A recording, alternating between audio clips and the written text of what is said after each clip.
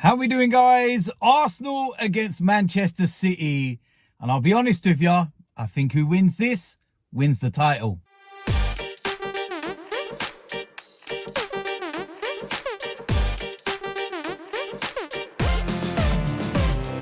So, like I said, it's Arsenal against Manchester City, and this will replace the DT's Daily for today, because obviously this is the big news right now. It's Arsenal, Man City, the top two in the Premier League.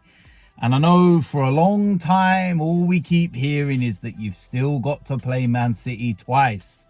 Well, this is the first of those two meetings. Now, a couple of weeks ago, we would have been going into this game full of confidence, well clear at the top of the league, and feeling really good. But it's been a bit of a difficult couple of games in the Premier League, that's for sure. When you say it and you think about it, and this is kind of a testament to how far we've come this season, that we've drawn and lost our last two games, and yet there's an absolute crisis. There's a meltdown. And I'm sitting and I'm thinking to myself, hold on a minute, hold on, just relax. If we go and lose, or, you know, don't pick up any wins in 3, 4, 5 games, then you can start to say, okay, it's a crisis, it's a bit of a meltdown and it's understandable, etc. But I think everyone's just getting a little nervy. And I understand it, okay, because we've not been in a title race since 2004. And what I noticed at the start of the season, sun was shining. It was pure vibes. That's what it was as an Arsenal fan. It was vibes. It was nothing serious. You know, nobody looked at it and thought, we're going to do anything. So we were just rolling with it, going with the wins, enjoying ourselves, singing songs, and everything was happy. But then lately, because of the run we've been on and because of what's actually starting to materialise and we're in this title race, all that happiness and that joy has started to disappear a little bit, because it's been replaced with, you know, tension and stress and worry. Everything that you can, you know, kind of tie in with a title race, you know. I'm lucky enough to be old enough to know Arsenal when we've been in title races. Ones we've won, ones we've lost. So I know the feeling, which is why I'm trying to keep a smile on my face and understand that it is very difficult to try and keep your emotions in check sometimes, because it is an emotional game. And yeah, listen, we've waited long enough, 19 years. And yeah, we just don't want to throw it all away. And, you know, we've had opportunities to go 8 clear, 10 clear. We drop points, Man City drop points and everything else. And, you know, they go 3 behind us now and we've still got a game in hand. Let's remember that if we win our game in hand, right, then it's 6 points clear of Manchester City. Obviously dependent with this result, of course. But if you would have said to any of us at the start of the season, go mid-February, you would be in this position, you would sit there and say, behave yourself, man. What do you mean we're going to be in this position? No, we're not. It's never going to happen. You know, we lose to Man City and, you know, they go top of the league on goal difference. We do still have a game in hand, of course. So it is technically still in our hands. But given the recent results, adding another defeat to that will start to really, you know, bring in that doom and gloom, and that Man City are now going to go on this amazing roll and everything else. Who knows? But yeah, there's so much talk. The pressure's got to us, and it could just be one of those moments where we've had a couple of bad games, and this could be the one that turns it around. You know, we will forget about Everton and Brentford if we go and pick up 3 points against Man City. You know, we would go 6 points clear of Manchester City with a game in hand. And all of a sudden, everything's great again.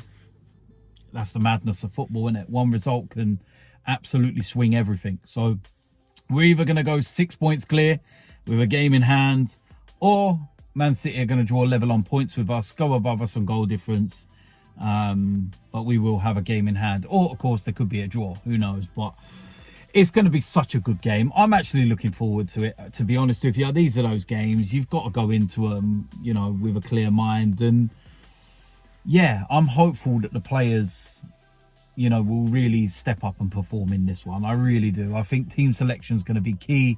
I think that Mikel Arteta might have to shuffle things around a tiny bit. So with that said, this is my predicted lineup on what I would go with. Starting off in goal, Aaron Ramsdale. It's had some question marks over him lately, especially from set pieces, but he will start as the number one. It's as simple as that. In the right back position, I'll go with Tomiyasu.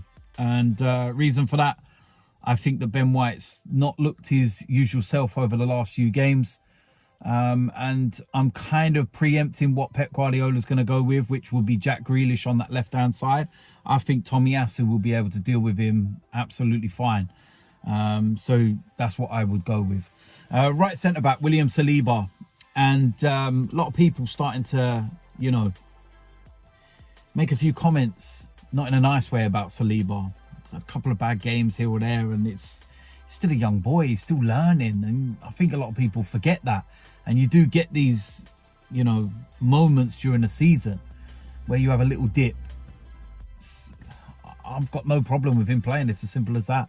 Left centre back, Gabriel, been immense, and yeah, long may it continue. Whether Haaland will play or not, we don't know, but we're going to need both of them on their game, that's for sure. Left centre back, left back, sorry, Zinchenko. And in hindsight, I look at it and I think maybe Brentford could have played Tierney in that one, could have acted as a double up and a support on that left hand side, and maybe didn't need that inverted player for the game against Brentford. The difference with Man City is that they're not going to, you know, set up like Brentford and Everton, low blocks, defensive, etc. They're going to go toe-to-toe. It's going to be a very open game in that respect. So Zinchenko suits this perfectly down to the ground. In the midfield, two of them, Thomas Partey, Granit Xhaka. It's as simple as that. Thomas Partey's got to be on his game. If he is on his game, then we will be absolutely fine. It's as simple as that. And the same with Granit Xhaka. Now the attacking areas. First of all, on the right-hand side, Bukayo Saka.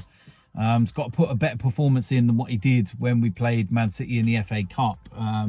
Ake, yeah, he dealt with him very well. And it'd be interesting to see what Pep Guardiola goes with. Because you look at their formation, their backline against Aston Villa, that's kind of what I thought it should always be. But will he be caught in two minds and go, okay, well, Ake did this with Saka, and yeah, that might play into our hands. We never know. But Saka's got to put big performance in for this game. Massive. And yeah, it's as simple as that. Martin Odegaard, again, another player that needs to step up and, you know, perform. If he does and he plays to the way we know, we'll be fine. But he will have more space. I'm hopeful of that anyway, because we're playing Man City.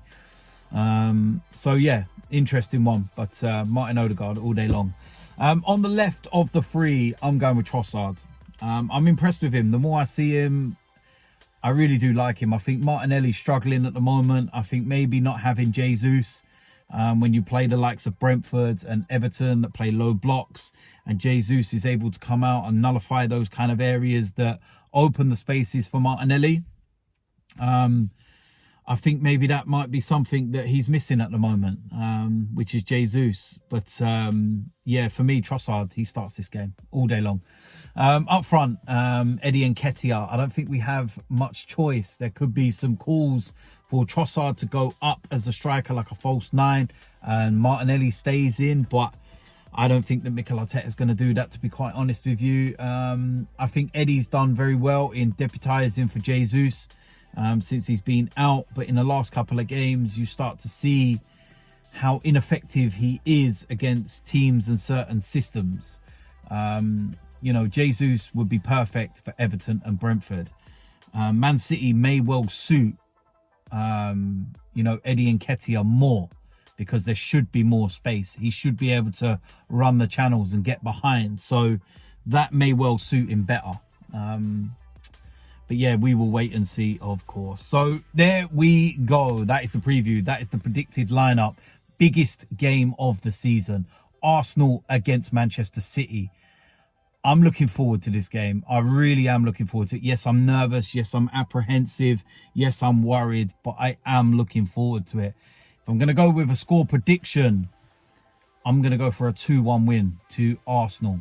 That's what I'm going to go with. I'm hopeful that Mikel Arteta has got Pep sussed out with this one, and he's got a game plan and a system that will win us this game. So big game. Let me know in the comment section what you think. In terms of your lineup, what would you go with if it was different from mine? Let me know your score predictions as well. There will be, of course, the watch along. Then there'll be the match reaction, player ratings, etc. So, yeah, big game. Over to you, boys. Let's see if we can pick up the 3 points. And let's see if we can really show that we can handle being in this title race. Yeah, we'll see what happens. Yeah, I don't know what more to say. It's kind of thinking in my mind. It's ticking over in my head and I'm just thinking about it. And I'm thinking, oh, please just get those 3 points, man. But yeah, listen, if you're new around here, hit the subscribe button, smash a like on this video, and I will see you lot soon. I'm out of here.